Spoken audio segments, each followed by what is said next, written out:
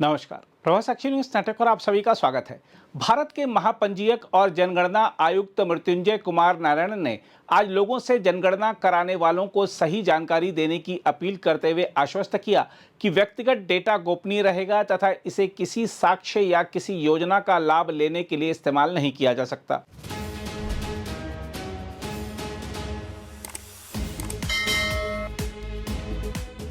उन्होंने कहा कि जनगणना अधिनियम की धारा 15 के तहत सभी व्यक्तिगत जानकारी गोपनीय रहती है। हम आपको बता दें कि दिल्ली समेत देश के कुछ राज्यों में अप्रैल में 16वीं जनगणना का पहला चरण शुरू होने से पहले संवाददाता सम्मेलन को संबोधित करते हुए उन्होंने बताया है कि दिल्ली में जनगणना 16 अप्रैल से 15 मई तक आयोजित की जाएगी।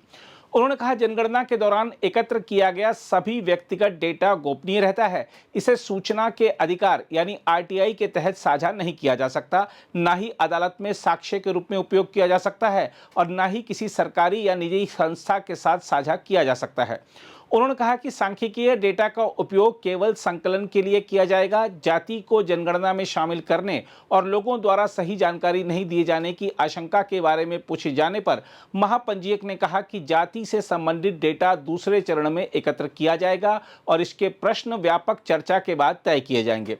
उन्होंने कहा कि चूंकि व्यक्तिगत डेटा पूरी तरह गोपनीय रहेगा और इसका उपयोग किसी सरकारी योजना का लाभ लेने के लिए नहीं किया जा सकता, इसलिए इसके दुरुपयोग की आशंका निराधार है।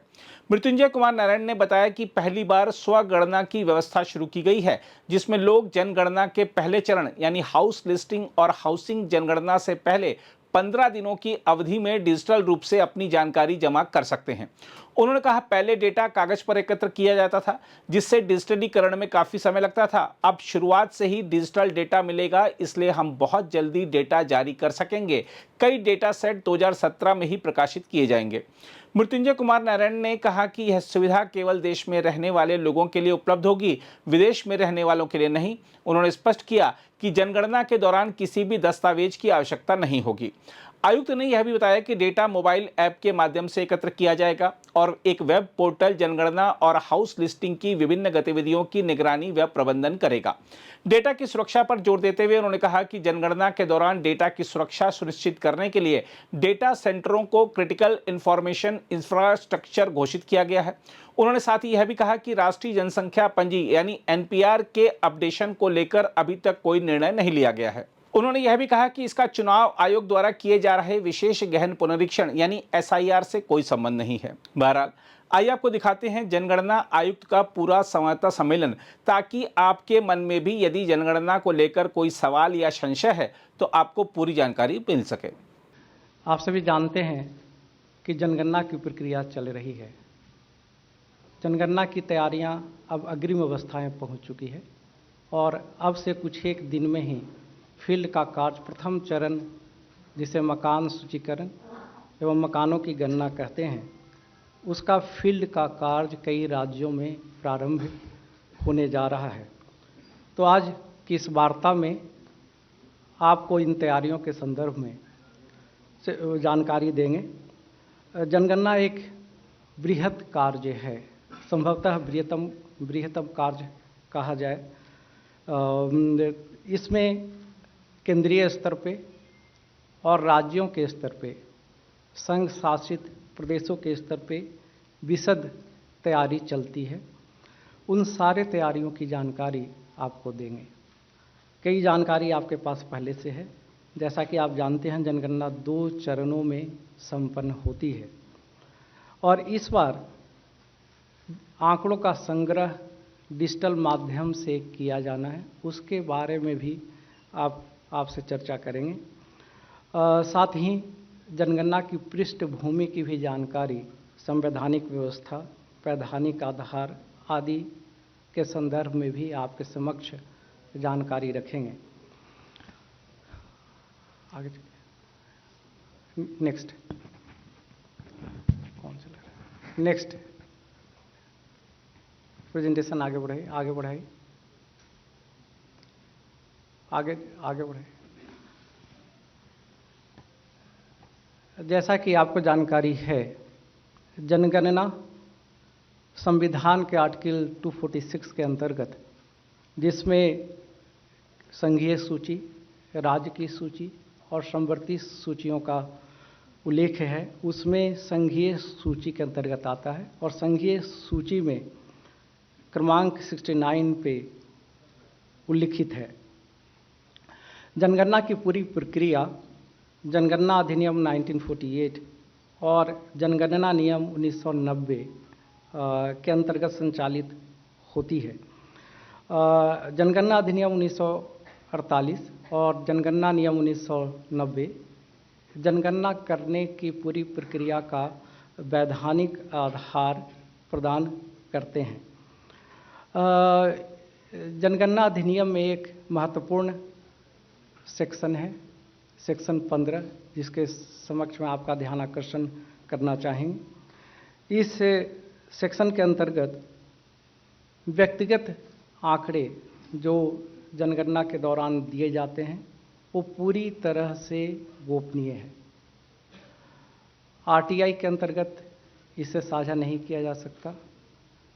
न्यायालय के समक्ष साक्ष्य के रूप में इसका प्रयोग नहीं हो सकता है और किसी भी व्यक्तिगत आंकड़ों को किसी भी संस्था के साथ, सरकारी, गैर सरकारी, विभिन्न विभागों के साथ शेयर नहीं किया जा सकता है। सिर्फ एग्रीगेट सांख्यिकीय आंकड़ों का ही प्रयोग टैबुलेशन के लिए किया जाता है।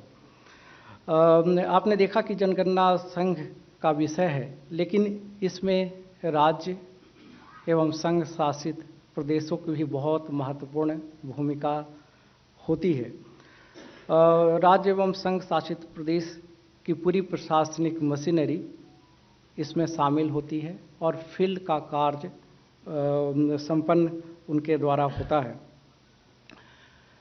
पिछली जनगणना 2011 में हुई थी और अभी वर्तमान जनगणना 2027 आधुनिक काल में जब जनगणना की यात्रा प्रारंभ हुई है 1872 पहली जनगणना, उससे 16वीं है और आज़ादी के बाद से 8वीं जनगणना है। नेक्स्ट, अगर जनगणना के प्रशासनिक संचालन के प्रशासनिक तंत्र की बात करें तो केंद्रीय स्तर पे गृह मंत्रालय के अंतर्गत union home secretary, registrar general and census commissioner और हर राज्य में निदेशक जनगणना कार्य आते हैं और राज्य यूटी के स्तर पे अगर कटिंग एज पे देखें, जिनके द्वारा फील्ड का कार्य संचालित होता है, उन्हें इनुमरेटर, प्रगणक एवं सुपरवाइजर, पर्यवेक्षक कहते हैं। अधिकांशतः स्कूल के शिक्षक और सरकारी कर्मचारी और लोकल बॉडी के कर्मचारी आते हैं जो कि इस कार्य को संपन्न करते हैं। उनके ऊपर charge officer, charge important focal point है, जो एसडीएम, तहसीलदार, बीडीओ आदि होते हैं, वो नोडल पॉइंट है जहाँ पे पूरी प्रक्रिया संपन्न की जाती है, कोऑर्डिनेट की जाती है। उनके ऊपर प्रिंसिपल सेंसस ऑफिसर जो जिला मजिस्ट्रेट होते हैं, जिला कलेक्टर और नगर निगम के आयुक्त गण होते हैं। इसके साथ ही राज्यों में additional chief secretary, principal secretary, secretary rank के वरिष्ठ अधिकारी, जनगणना के लिए नोडल अधिकारी नामित होते हैं जो पूरी प्रक्रिया का राज्य और यूटी के स्तर पे संचालन पर्यवेक्षण करते हैं और उनके ऊपर चीफ सेक्रेटरी, जिनके नीचे पूरा प्रशासनिक तंत्र इस पूरी व्यवस्था में लगता है। नेक्स्ट, जैसा कि आपकी जानकारी में है, जनगणना का संदर्भ तिथि ये महत्वपूर्ण होता है। संदर्भ तिथि मार्च 1:00 आवर्स यानी कि 28 फरवरी 2027 और 1 मार्च 2027 की मध्य रात्रि वो संदर्भ तिथि है। जो पहली अधिसूचना जनगणना की मंशा कराने की प्रकाशित हुई है 16 जून 2025 को, उसमें संदर्भ तिथि, इस संदर्भ तिथि की वजह से ही इसे जनगणना 2027 कहते हैं।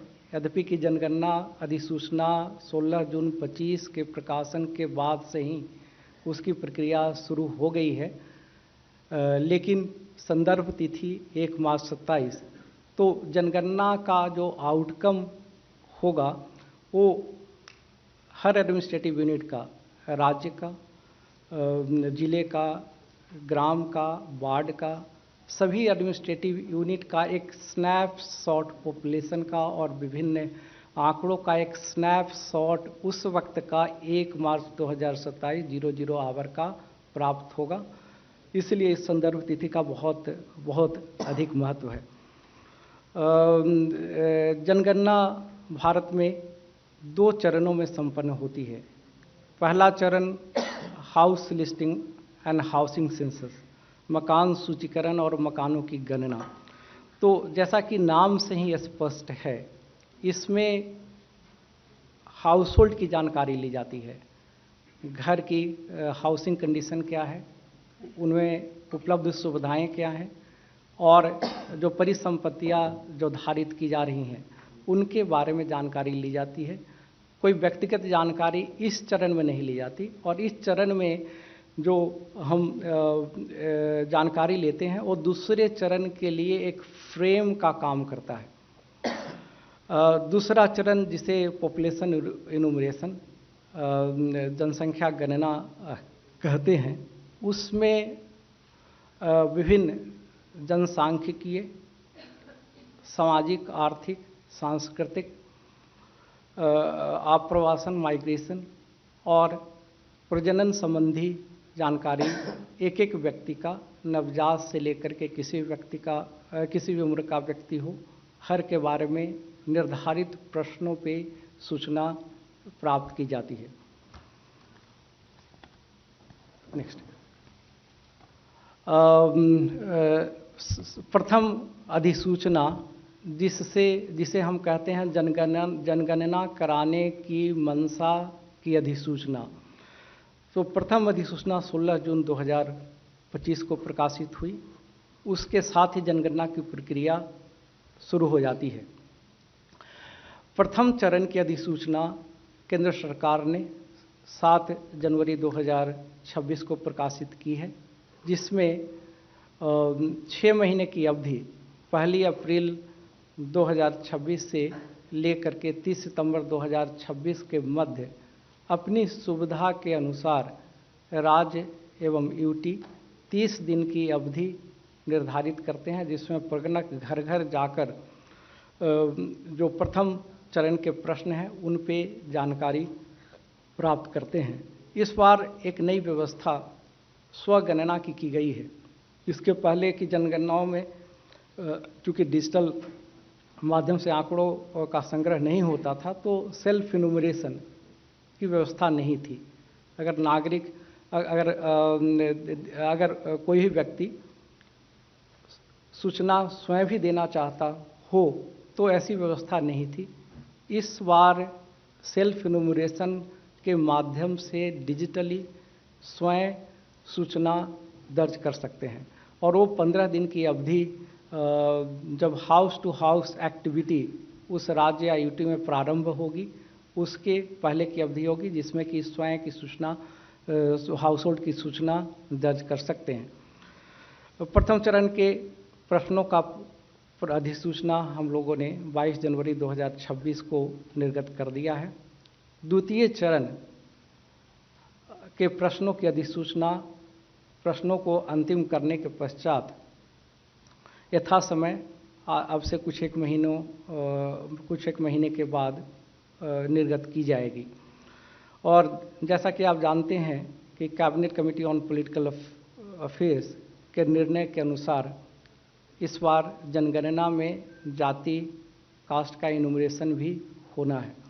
तो जाति इनुमरेशन, कास्ट इनुमरेशन से संबंधित प्रश्न भी दूसरे चरण के प्रश्नों में शामिल होंगे। नेक्स्ट, प्रथम चरण house listing and housing census के लिए राज्यों ने और यूटी ने अवधि का चयन किया है, जिसमें 11 राज्य अप्रैल के महीने में इसको करने जा रहे हैं। उसका डिटेल आप लोगों के सामने रखा है। अंडमान एंड निकोबार आइलैंड्स, गोवा, कर्नाटक, सिक्किम, उड़ीसा, लक्षद्वीप, मिजोरम, और दिल्ली में एनडीएमसी और Delhi cantt board area, Gujarat Dadra Nagar Haveli Daman Diu, Uttarakhand. उसके अलावा अन्य राज्य में हाइपरलिंक क्लिक करिए।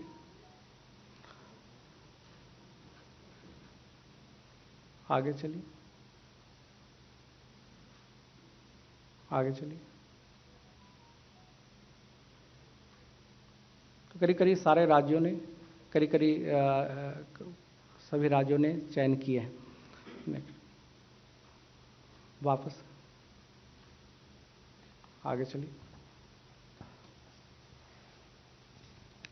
प्रथम चरण के प्रश्नों की अधिसूचना निर्गत की जा चुकी है। उनमें जो प्रश्न है उसका एक विवरण आपके समक्ष मैंने रखा है। कंडीशन ऑफ द हाउस, जो घर की दशा है उसके संबंध में क्वेश्चन है 1 से लेकर के 8। और एक महत्वपूर्ण चीज़ यह भी है कि किसी प्रकार का दस्तावेज या प्रूफ दिखाने की या देने की ज़रूरत नहीं है। वो सर्वोत्तम जानकारी के हिसाब से उत्तरदाता जानकारी प्रदान करते हैं और उसको यथावत प्रगणक द्वारा दर्ज किया जाता है। हाउस होल्ड इन्फॉर्मेशन 9 से 16 तक के प्रश्न हैं। आगे चलिए।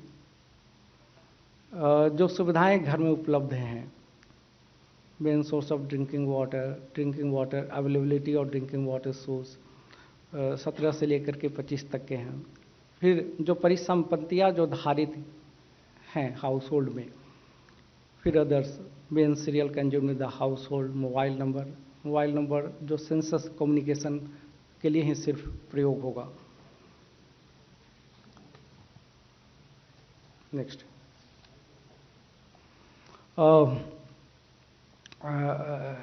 जैसा कि हमने कहा कि ये संघीय सूची का विषय है, इसलिए इसके पूरे व्यय का वहन केंद्र सरकार द्वारा किया जाता है और इसके लिए केंद्र सरकार ने 11,178 करोड़ की धनराशि स्वीकृत की है। जनगणना के लिए जो एडमिनिस्ट्रेटिव यूनिट हैं, जैसे जिले या ग्राम या इस तरह के इकाइयों का गठन, उनको फ्रीज किया जाता है 1 जनवरी 2026 से मार्च 2027 तक। नई एडमिनिस्ट्रेटिव यूनिट का गठन जनगणना के दृष्टिकोण से वो फ्रोजन है। आप जानना चाहेंगे कि कितने एडमिनिस्ट्रेटिव यूनिट अलग अलग श्रेणी के हैं।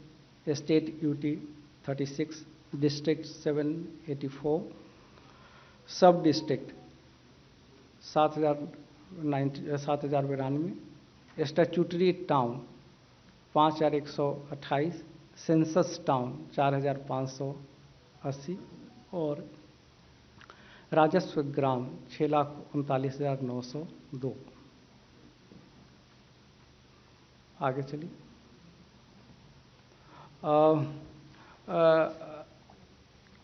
जनगणना में फील्ड एक्टिविटी वास्तविक रूप से प्रारंभ करने के पूर्व उसका प्री टेस्ट करीब करीब समस्त राज्य और यूटी में 5,000 एनुमरेशन ब्लॉक में नवंबर 2025 को संपन्न किया गया था, जिसमें उन प्रश्नों को सिलेक्टेड चार्जेज में जाकर के लोगों से जानकारी प्राप्त करते हैं।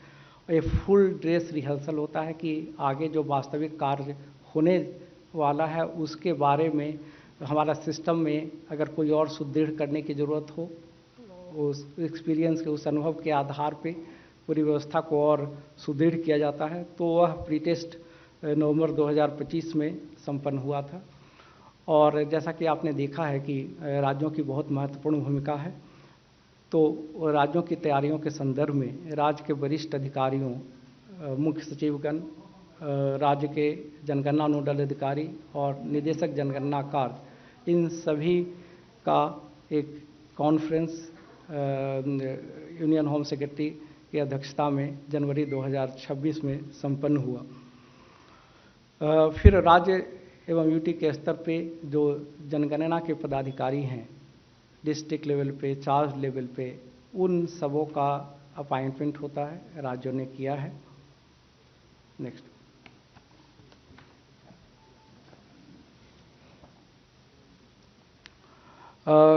जनगणना की तैयारी काफ़ी विशद होती है और उसमें बहुत सारे चरण होते हैं। मैं उन सारे तैयारियों को समय की पाबंदी को देखते हुए रखना उपयुक्त नहीं समझता हूँ। सिर्फ मुख्य तैयारियाँ जो हैं वो आपके सामने रख रहा हूँ।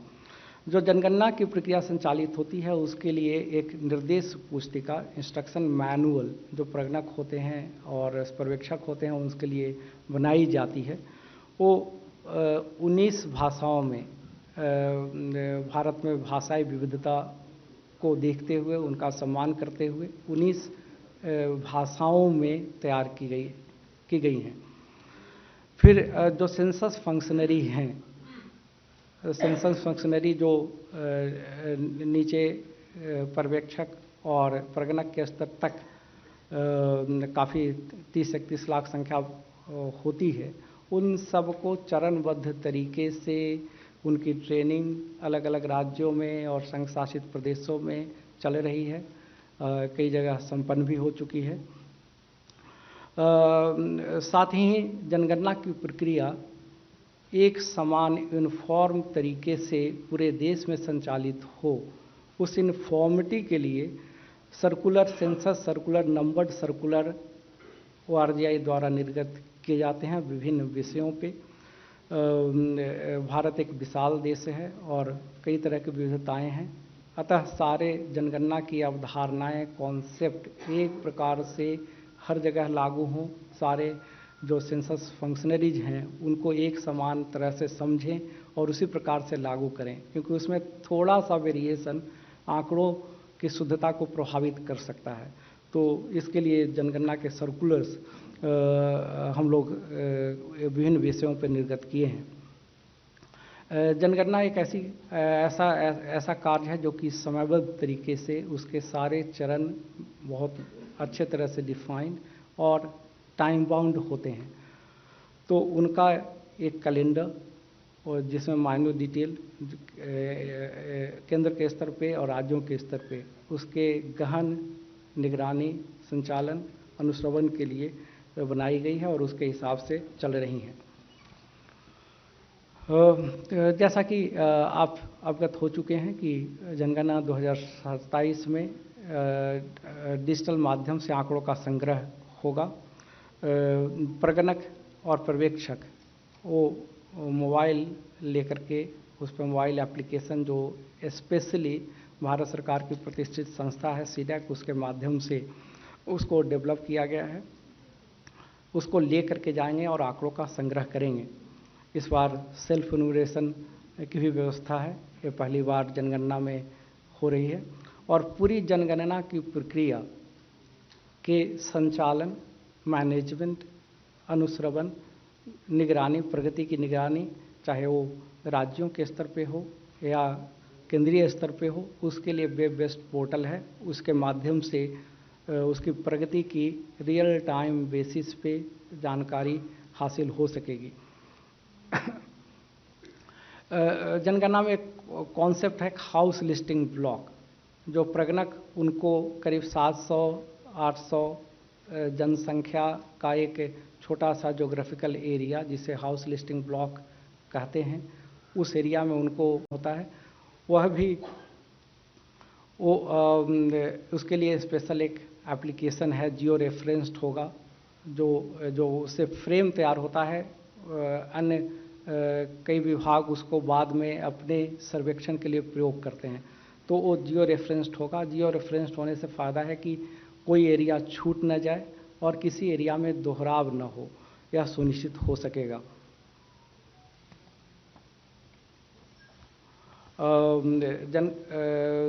जनगणना के प्रथम चरण के लिए 16 भाषाओं में तैयार किया गया है एप्लीकेशन, जो एंड्रॉयड और iOS दोनों वर्जन पर उपलब्ध है। इसके लिए निरंतर इंटरनेट कनेक्टिविटी की ज़रूरत नहीं है।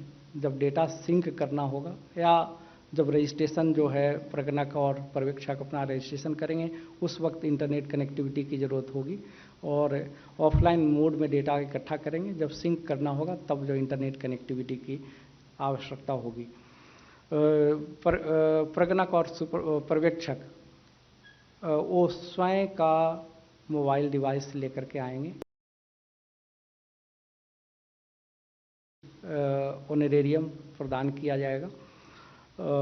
इसमें डिजिटल में हमें ये सुविधा है कि इनबिल्ट वैलिडेशन चेक दिया जा सकता है, जिससे कि जो है आंकड़ों की शुद्धता और बेहतर हो सकेगी। Next self enumeration portal. Self enumeration ये जो पोर्टल है ac.census.gov.in, इस पे स्वयं अपने हाउस होल्ड की जानकारी जो उस राज्य के लिए अवधि निर्धारित है उसके दौरान जानकारी दर्ज कर सकते हैं। उसके लिए अपना मोबाइल नंबर के माध्यम से एक्सेस होगा।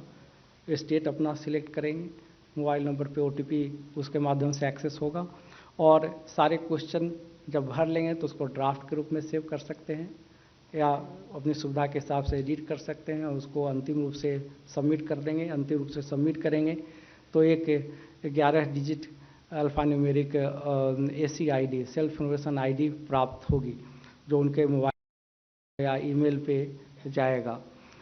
उस ACID को सुरक्षित रखना होगा और जब प्रगणक घर घर जाएंगे तो उनके साथ साझा करना होगा, जिससे वो आंकड़ों को प्रथम दृष्टया देख करके उसको पुष्टि कर सकें। नेक्स्ट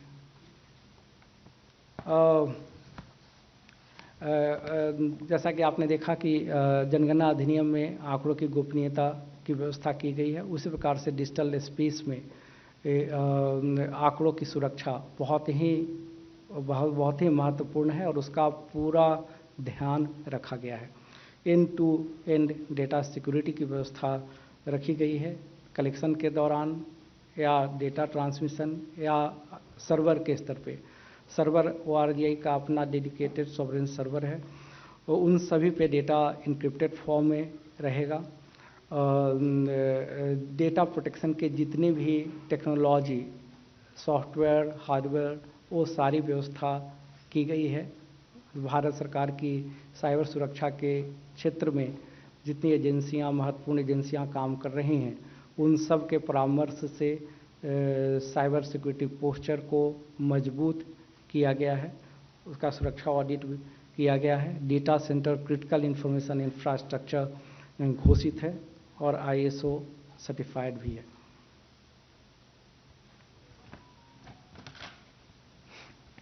ट्रेनिंग के विषय में एक स्लाइड अलग से हमने रखा है। ट्रेनिंग बहुत ही इम्पोर्टेंट है। जैसा कि आपने देखा कि जनगणना की अवधारणाएं एक प्रकार से समझी जाएं और एक प्रकार से ही इम्प्लीमेंट हों, उसमें ट्रेनिंग का बहुत महत्वपूर्ण रोल है। इसमें ट्रेनिंग की त्रिस्तरीय विशद व्यवस्था है और 31 लाख से ज़्यादा इनुमरेटर और सुपरवाइजर तथा सेंसस 1 लाख से ज़्यादा सेंसस फंक्शनरी, जिसमें डिस्ट्रिक्ट कलेक्टर, चार्ज ऑफिसर, नगर निगम के अधिकारीगण आते हैं।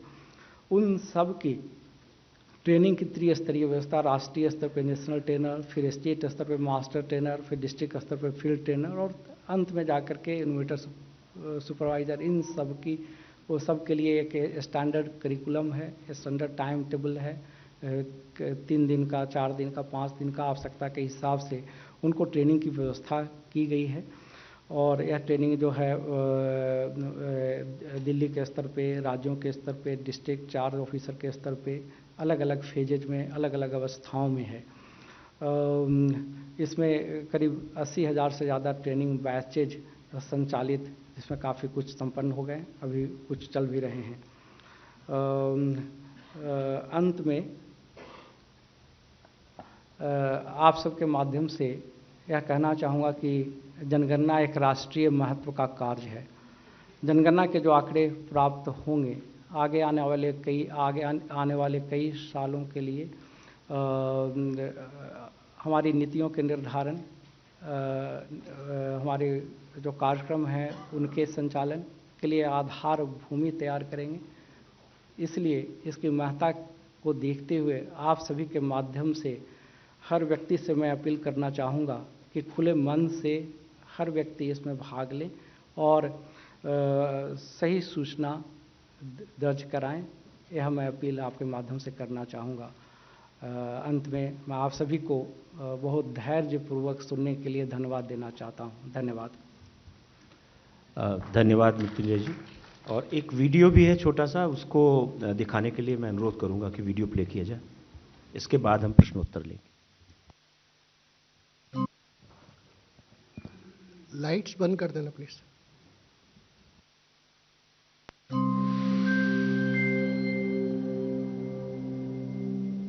नमस्कार। भारत में शुरू होने जा रही है जनगणना, यानी देश में कितने लोग हैं इसकी गिनती। पर इस बार की जनगणना खास है, और खास इसलिए है कि इसमें डिजिटल तकनीक का इस्तेमाल किया जा रहा है। जनगणना 2 चरणों में होगी। पहले चरण में हाउस लिस्टिंग यानी मकान सूचीकरण एवं मकानों की गणना, और दूसरे चरण में जनसंख्या गणना की जाएगी।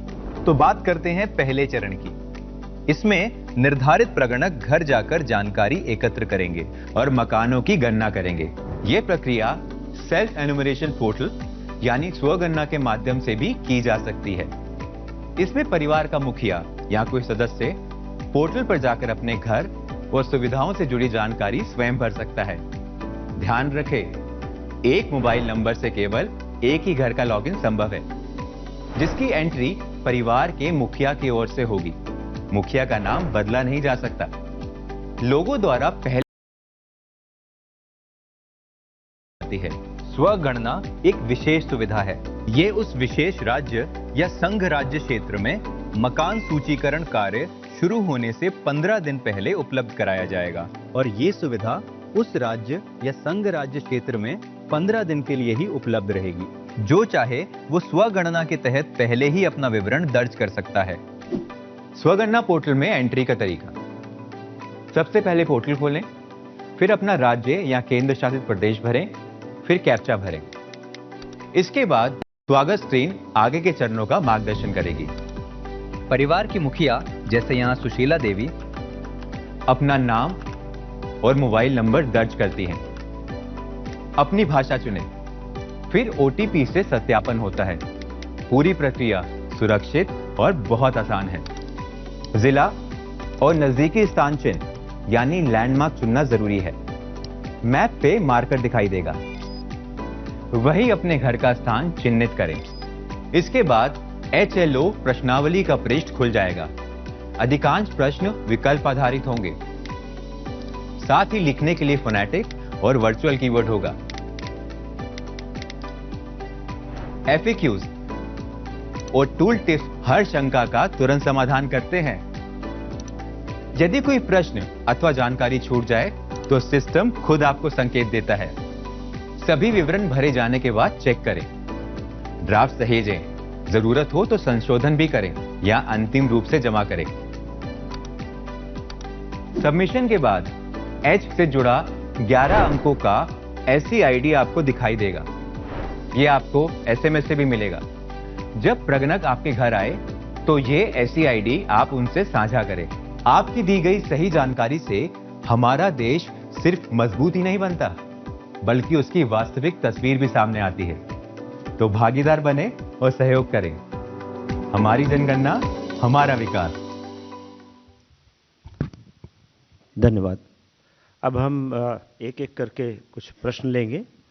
तो स्टार्ट करते हैं 234 नंबर। मृत्युंजय जी नमस्कार, मेरा नाम कृष्ण मोहन शर्मा है, भारत एक्सप्रेस से हूँ। मेरे 2 सवाल हैं। एक सवाल की जो सेल्फ इन्यूमरेशन की बात की, उस डाटा को लोअर लेवल पे मैनिपुलेट किया जा सकता है।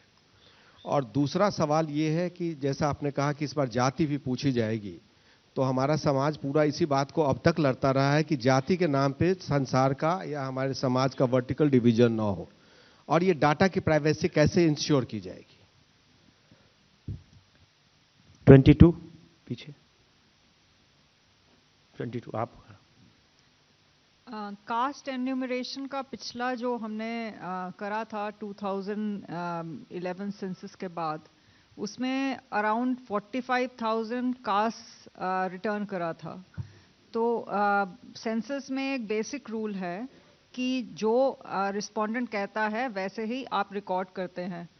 तो इस सेंसस में हम इस रूल के अराउंड कैसे जाएंगे? यानी हर एक कास्ट अलग स्पेलिंग होती है, अलग क्लासिफिकेशन होता है। क्या हम कोई सूची तैयार करेंगे जिसमें से सेलेक्ट करना होगा, या और कोई मेथड हमने सोचा है? भारती जैन जी थी टाइम्स ऑफ इंडिया से। आप अपना परिचय जरूर दें, नाम बताएं। 24 नंबर। मैं मनीष अग्रवाल, नवभारत टाइम्स से। सर मेरे 2 सवाल हैं। पहला, जैसा कि सर ने कहा कि किसी के पास जैसे एक से ज़्यादा घर हैं और एक मोबाइल से घर का मुखिया ही वो कर सकता है, अगर एक से ज़्यादा घर हुए तो वो कैसे रजिस्ट्रेशन होगा? सेकंड इज, घर और जो सिटीजन है उनके अलग अलग फेस में करने की क्या जरूरत, क्या एक साथ नहीं किए जा सकते? 262। सर, आई एम विजेता Singh from the Hindu. Since ये डिजिटल सेंसस है, तो how early will the data be available? Sir here this side, how early sir here will the data be available?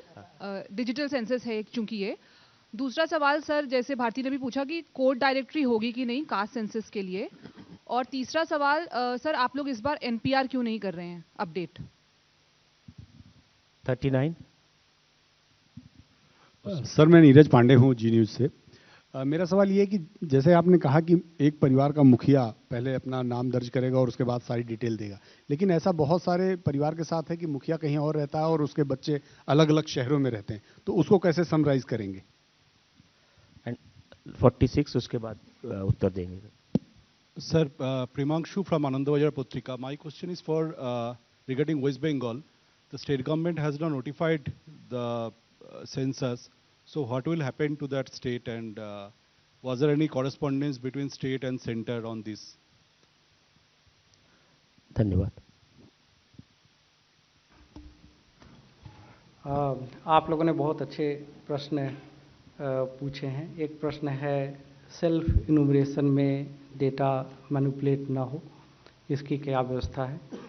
पहले जैसे सेल्फ इनुमरेशन में स्वयं ही डेटा उसमें डालेंगे, तो इसमें जनगणना में अपेक्षा की जाती है कि सर्वोत्तम जानकारी के हिसाब से जो सूचना है वो प्रदान करेंगे। साथ ही उसके बाद भी जो प्रगणक है घर घर जाएगा, और जो सेल्फ इनुमरेशन आईडी है उसको साझा किया जाएगा, जिसके आधार पर वो डेटा को देख सकता है। उसमें जो है अगर कोई त्रुटि है तो उसका सुधार हो सकता है, और उसको जो है फाइनली सबमिट होगा। और इसमें पर्यवेक्षण की व्यवस्था है। 6 प्रगणक पे 1 पर्यवेक्षक होता है, तो उसको चेकिंग की जो है मतलब दोहरी व्यवस्था है, और इसमें सामान्य रूप से जो है जनगणना में सही जानकारी देते हैं। इसमें गोपनीयता का प्रावधान है, आंकड़े कहीं शेयर नहीं किए जाते हैं, तो इसमें जो है मतलब मैनिपुलेशन की संभावना नहीं है। दूसरा,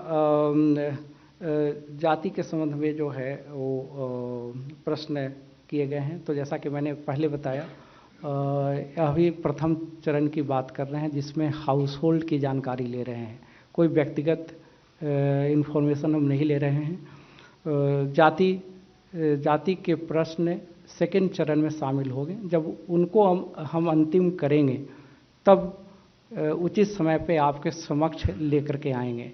इसमें कई तरह के सुझाव हैं, उन सभी पे सुझावों पर विचार करके जो सर्वोत्तम तरीका होगा उसके हिसाब से जो है प्रश्न निर्धारित होंगे, और जब प्रश्न निर्धारित हो जाएंगे तो अवश्य आपके समक्ष रखेंगे। एक प्रश्न है कि एक से ज़्यादा घर, तो सामान्य रूप से जहाँ पे रहते हैं वहाँ पे सूचना एक व्यक्ति को एक से ज़्यादा बार, अगर घर भी एक से ज़्यादा भी है तो भी एक ही बार सूचना देनी है।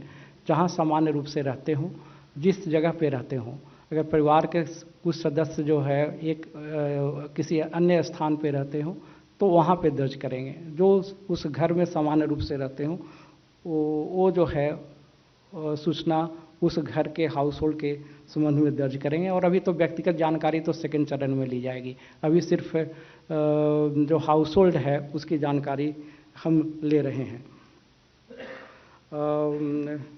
एनपीआर अपडेट करने का अभी निर्णय नहीं है। उसके बारे में किस प्रकार के दिशा निर्देश हम लोगों ने निर्गत नहीं किया है। एक और प्रश्न, हाँ, डेटा चूँकि जब पहले फिजिकल पेपर्स पे डेटा इकट्ठा होता था तो उसको डिजिटाइज करने में, वो फिजिकल पेपर को इकट्ठा करके स्कैन करना, उसको ऑप्टिकल कैरेक्टर रिकग्निशन से डिजिटाइज करना, उसमें काफ़ी वक्त लग जाया करता था। तो अब इस बार डेटा डिजिटल माध्यम से प्रारंभ से ही प्राप्त होगा, इसलिए आंकड़े काफ़ी शीघ्रता से जारी किए जा सकेंगे। काफ़ी आंकड़े जो है 2027 में ही हम लोग जारी कर देंगे।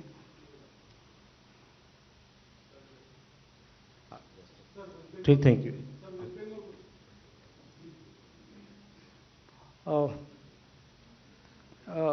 वेस्ट बंगाल में जनगणना की अधिसूचना का प्रकाशन नहीं हुआ है। हम लोगों ने उनके साथ इस बिंदु को उठाया है और उम्मीद है कि अधिसूचना का प्रकाशन करेंगे। यह विधि का अनिवार्यता है और अभी प्रथम चरण के लिए सितंबर 2026 तक हमारे पास वक्त है। 142। Sir, Shine Mohan from Madhubhumi. Sir, I have two questions. Compared to the last census, what are the new technologies to be used this time for getting more accurate data? And whether this self-enumeration is mandatory or not, and those who cannot do the self-enumeration, what will be the system for them? 45। Sir, अभी एक साथी ने और पूछा था ये, मैं अनिरुद्ध हूँ दैनिक भास्कर से। सर, किसी एक स्थान पर रहने वाले किसी एक मुखिया की जो आपने बात की, उसके 2 संतानें हैं, वो अलग अलग जगह पर रहती हैं और जहाँ पर वो हैं वहाँ पर जब कोई गणक आएंगे या वहाँ पर होंगे तो वो डबलिंग तो नहीं होगी, या उसका क्या तरीका आपने निकाला है? मतलब वो बात थोड़ा समझानी पड़ेगी। अच्छा, 270। Sir, here, sir. Sir, there are many NRIs in Kerala, and you know that war is going on in Middle East. So how can they? Can you speak a little loud? I am not. I am Banna from Madhyamam Daily. So how the self-enumeration provision will be applicable to NRIs also? That is my question. NRIs. How will you authenticate? Could they authenticate with the embassies or other provision? 266। Sir, इधर प्रशांत देव बोला news 24 से। मेरा एक सवाल यह है कि जाति जनगणना इस बार आप करा रहे हैं और देश में हमारे व्यवस्था है जाति आधारित आरक्षण की, SC, ST, OBC। तो जब आप ये कैसे इसको स्पष्ट करेंगे? कोई झूठी जानकारी नहीं देगा, एक भ्रम हो सकता है, होड़ लग सकती है आरक्षण की सुविधा पाने के लिए।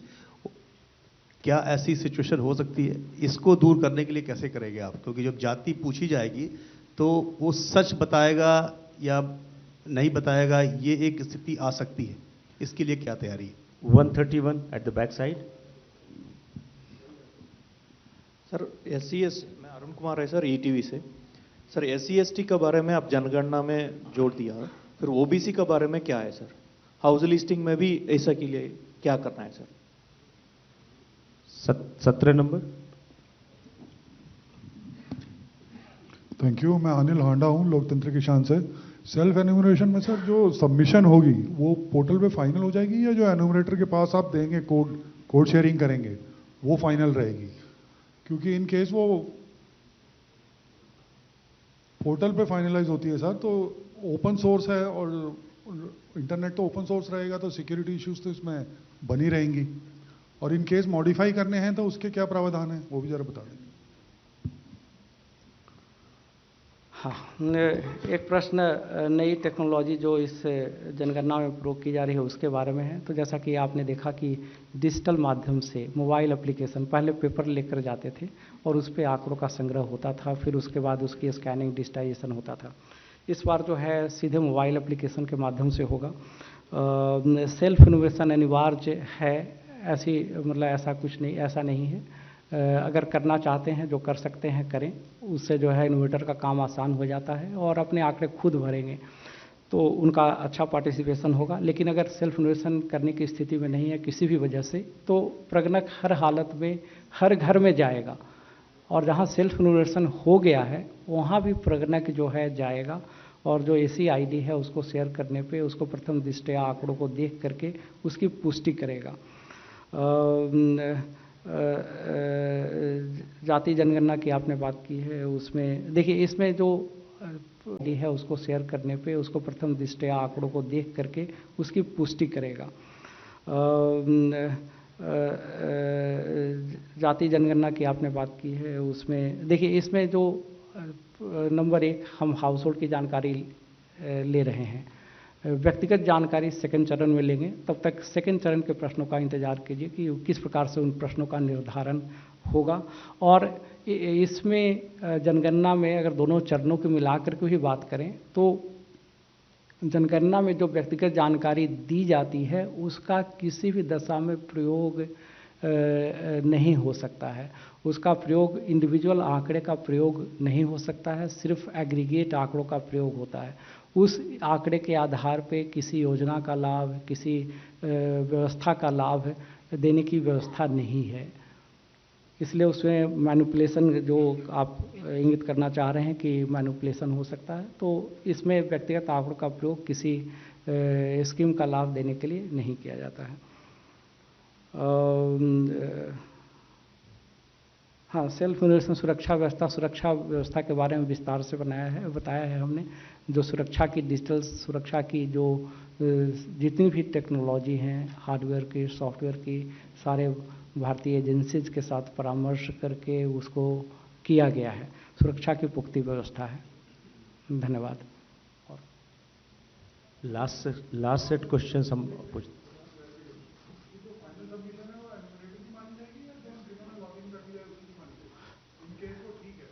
हाँ ठीक है, तो उसमें कोई संशोधन नहीं होगा। हो सकता है कई बार सबमिट करते समय कोई त्रुटि अगर हो गया, इनोवेटर गया तो उन्होंने रियलाइज किया तो करेक्ट कर सकते हैं उस वक्त। और जब वो जो है प्रथम दृष्टया उसको देख करके तब उसकी पुष्टि हो जाएगी, सबमिट हो जाएगा फाइनली।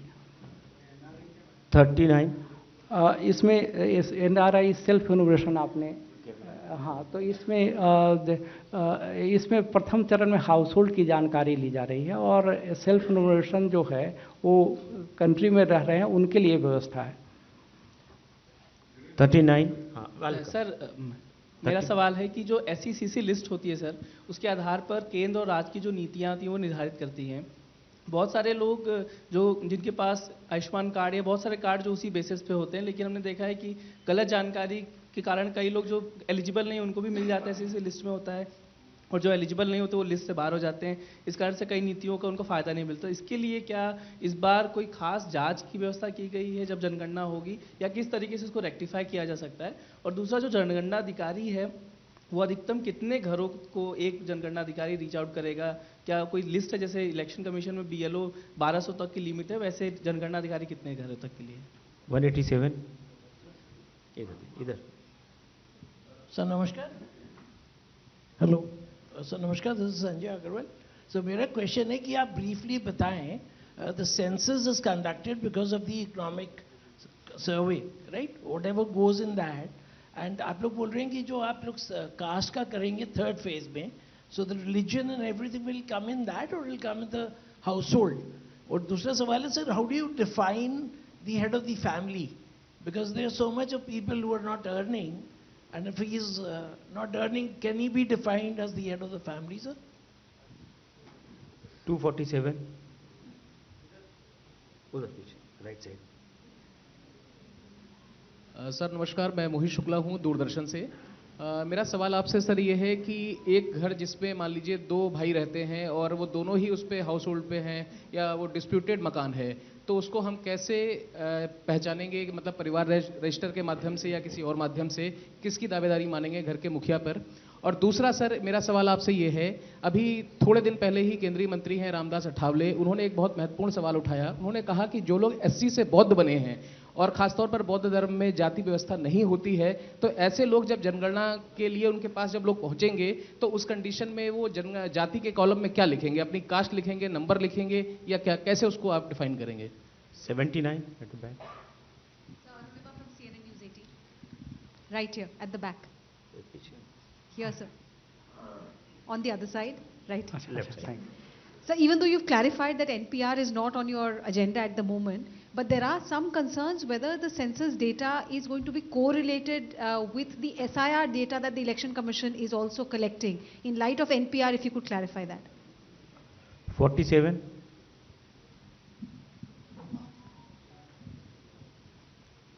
मैं डीके चौहान, प्रथम खबर से, असम से। एक बात जानना चाहूँगा सर कि जो सर इस लेफ्ट साइड में कि असम में जो चाय बागान के लोग हैं उनके लिए आप लोगों ने किस तरह से व्यवस्था, क्योंकि उनके पास अभी तक बहुत लोगों के पास में मोबाइल नहीं है। और दूसरा ये कि इस बार जो इसमें जनगणना में जो सरना धर्म को कोड को लाने का भी एक बात हुआ था, क्या इस बार उस पर इंक्लूड किया गया है? धन्यवाद। And finally 22. What is your expectation in terms of self-enumeration? I mean, how many, there must be some assessment on how many or what percentage of population would self-enumerate. Benchmark would be in the pre-test that you did. How many chose the self-enumeration option?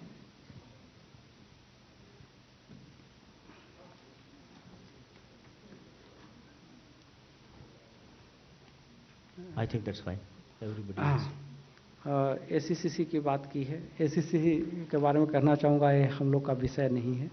यह कहा गया कि आंकड़ों की जांच, तो जनगणना में जांच, इंक्वायरी आदि की व्यवस्था नहीं है। एक बहुत बड़ा कार्य है, प्रशासनिक दृष्टिकोण से बृहत्तम कार्य है। इसमें किसी प्रकार की इंक्वायरी की व्यवस्था नहीं है। इसलिए ये सब कानूनी प्रावधान है कि आंकड़े सीक्रेट रखे, मतलब आंकड़े गोपनीय रखे जाएंगे, किसी से शेयर नहीं किया जाएगा, उसके आधार पर किसी योजना का लाभ नहीं मिलेगा। यह इस बात के लिए है कि ताकि लोग सही सही आंकड़े दें, और इन आंकड़ों का बहुत ही अधिक महत्व है। वो राष्ट्र के लिए नीतियों के निर्धारण के लिए, नीतियों के निर्माण के लिए, प्रोग्राम के निर्धारण के लिए प्रयोग होते हैं। तो इसमें किसी प्रकार की जांच की व्यवस्था नहीं है, न जांच किया जाना संभव है। जो मैंने कहा कि प्रगणक फिर उसके ऊपर पर्यवेक्षक होंगे, तो द्विस्तरीय व्यवस्था है और सामान्य रूप से जो है सही जानकारी ही प्रदान करते हैं। SIR की बात की गई, SIR से इसका कोई संबंध नहीं है, कोई कोरिलेशन नहीं है। धर्म की बात की गई, तो उसके बारे में कहना चाहूँगा कि